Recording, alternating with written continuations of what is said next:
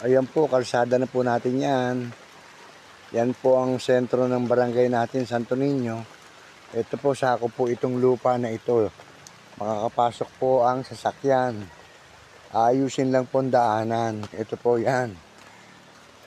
Sako po ito. Ang daanan na yan. Ayan po. Yeah. Makakapasok po ang sasakyan dito. Ayusin lang po ng konti itong daanan. Ito po yung dike niya, no? Dito po dumadaan yung sasakyan ng Pika Heaven na campsite. Dito po yan. Ayan po. Hanggang dyan po yan. Hanggang dun. Sako po yan. Ito po yung 2,225 square meter. Ito po yan. Ito po yan, sir. Ito, pag ginamasan po ito, makakapasok na po yung sasakyan dyan. Hanggang doon, papasok na po yan doon. Ito. Dito tayo, Mare. Ito, kahit motor, pasok muna dito. Pero yung sasakyan, pag ginamasan po yan, papasok po yung sasakyan. Ito po yung 2,225 square meter po. Tabing ilog po yan. Bali, dalawang ilog po ang nagsama na dyan. Ilog Mamuyaw at saka po ilog na natin. Napakaganda pong ilog. Ang lapad po. Oh.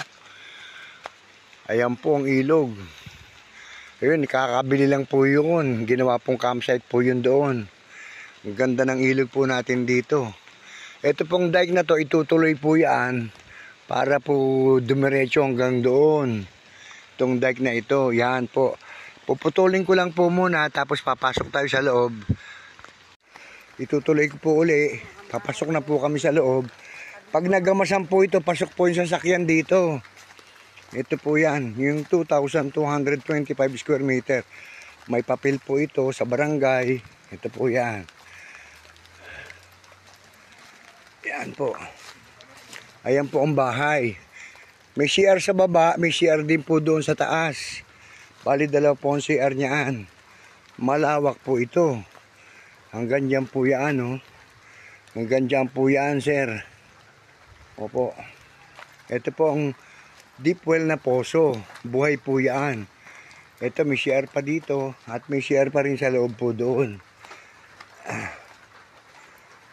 Ang nyug niya, apat na puno ng nyug po ito. Ayan po, isa, dalawa. Tapos po, meron pa po doon sa kabila. Pangatlo, ito po yung bahay na may balkonahe at saka may apat na kwarto po yan. Ito po. Bali, ay may puno pa ng nyug, 3. Sa likod po niyaan, meron po yan. Isa pang puno ng nyug. Ayan, dito po. Ayun po. Ayan, malawak po ito. Ayan, hanggang dito po yan, sir. Malawak po ito. Ayan, balkonahe. Ito po yung bahay na mayroong 4 na kwarto sa loob. Yan. Ayan po. Malawak po ito. Tabing ilog po.